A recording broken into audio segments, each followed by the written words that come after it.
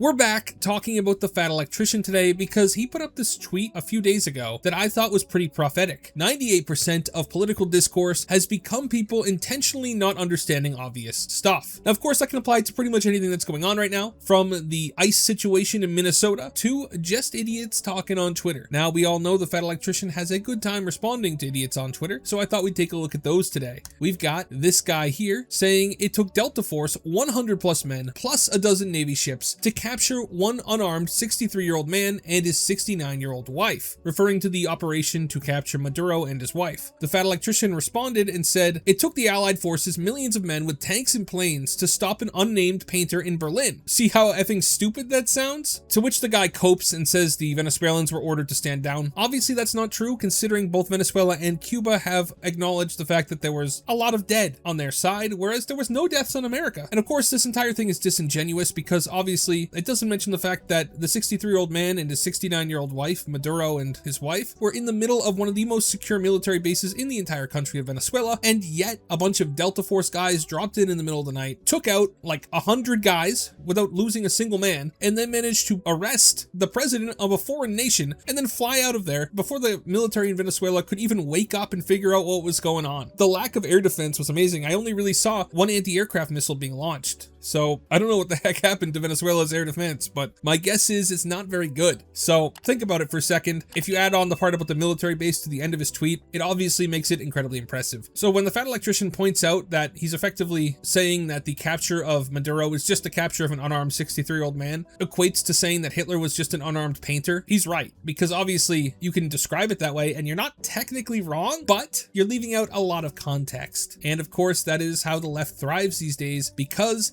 98% of political discourse has become people intentionally not understanding the obvious stuff. Just like here, or here, where this guy responds to a tweet about how America could take over Greenland, comparing the militaries of Denmark and America. And he says, "How does Denmark's military compare to America's? This is hilarious. We could take control of Greenland in about 20 minutes. To which this guy responds and goes, "If my memory serves me right, you also had more helicopters than the Viet Cong." To which I saw the fat electrician respond to this guy here saying, "This happened after the war ended and we left. North Vietnam evaded again 2 whole years after we withdrew. Consider learning your history." And the fat electrician responds, "Came here for this. Thanks for saving me the time." Once again, in this situation, I think we can point back to the fat electrician's tweet. 98% of political discourse has become people intentionally not understanding obvious stuff. Or in this guy's case, just lying about historical events. And then this one doesn't exactly fit in with the paradigm, but I thought it was kind of interesting. The fat electrician retweeted this guy saying, "Carrying a gun and not knowing how to grapple is dumb." And the fat electrician says, "Unpopular opinion, if you're within arm's reach of a skilled grappler with a holstered gun, you are the holster." And I'm including this because it's not something I ever really thought about before, but realistically, this is entirely correct. If somebody is good at grappling, I mean, like, you see these guys in the UFC who can get people on the ground and they grapple for like way too long and it actually makes the fights kind of boring. But in real life, grappling is a pretty important skill, and if you have a gun on your hip, if you have a holster and somebody tackles you to the ground and they start fighting over it on the ground, you better know how to grapple, because otherwise they're going to get their hands on it before you can. Genuinely, I never considered that before, so I guess I'm going to have to start taking Brazilian Jiu-Jitsu or something. And then last but not least, we had the fat electrician responding to this clip that took him way out of context. So first off, I want to watch a little bit of this clip because, I mean, it's 3 minutes long. We're not going to watch the whole thing. And then we're going to look at the fat electrician's response. I just want to show you how they're framing what he said. So let's give it a watch real quick. Fat electrician on a podcast where he basically implied that hunters shouldn't be allowed at gun ranges.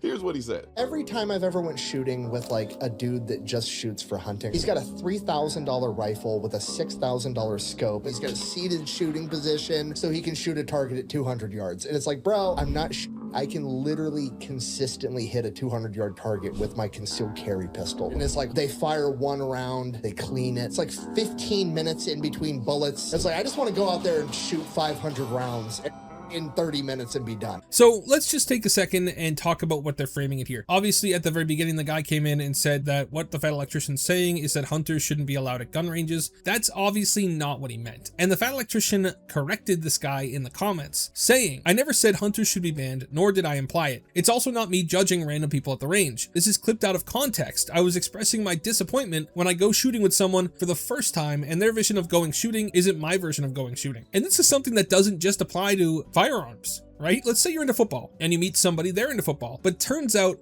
they're into, you know, actually going out and playing football, while you're into sitting at home, eating some chips and watching the Patriots game. Little bit of a mismatch, but you're both still interested in the same thing. You'd still get along, you'd still be able to talk about it. But similarly, if you both wanted to hang out and you were both expecting football, you might both be expecting something different. I mean, it's the same thing with literally any hobby. There's different types of people in every single hobby, and firearms is no different. There are some people who like to go hunting and that's the only time they shoot, and there's some people who go down to the range with hundreds of rounds of ammunition and decide to have a little fun. Very different styles, but both essentially doing the same thing at the end, and both enjoying the exact same hobby. There's no one right way to do it, and I think the Fat Electrician is correct when he says this is clipped out of context, because he never said they were wrong for doing their own thing. He just said that it's not how he enjoys to do it, which personally I think is pretty fair. I don't know about you guys, but I feel like that's probably the most fair way to look at anything. Not everybody enjoys things the same way, but it is a little bit upsetting to see people clipping them out of context like that. I mean, who would ever do that? Play that clip of Donut Operator saying he could have stopped 9/11. If I would have been born like 10 years, 12 years earlier, I could have prevented 9/11.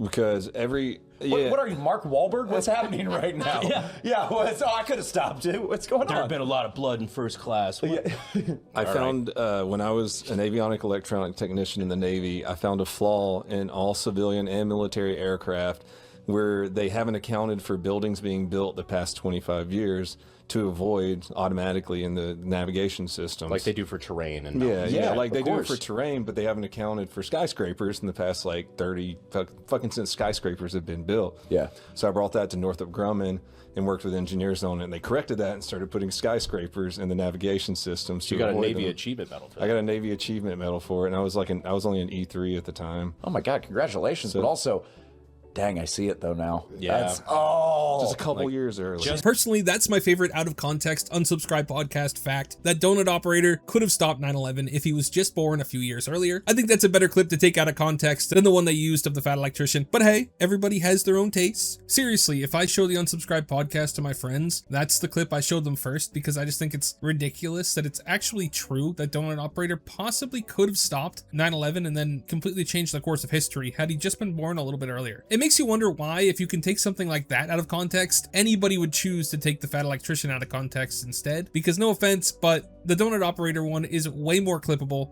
and way easier to take out of context. It seems like these shorts channels aren't even trying at this point. So let me know what you guys think in the comments. Is the Fat Electrician right when he says that 98% of political discourse has become people intentionally not understanding obvious stuff? Let me know. Seriously, like I said at the beginning of this, it really is a prophetic tweet. It's something you can come back to when the Democrats or people on the left do pretty much anything. Because it seems to me like a lot of their actual political ideology is based on simply pretending they don't understand the facts, especially when it comes to gender, because there's nothing as cut and dry as man or woman, but somehow they've found a million different things in between. What do you think? Thank you so much for watching all the way till the end. Remember to like and subscribe. Have a great day, and God bless you.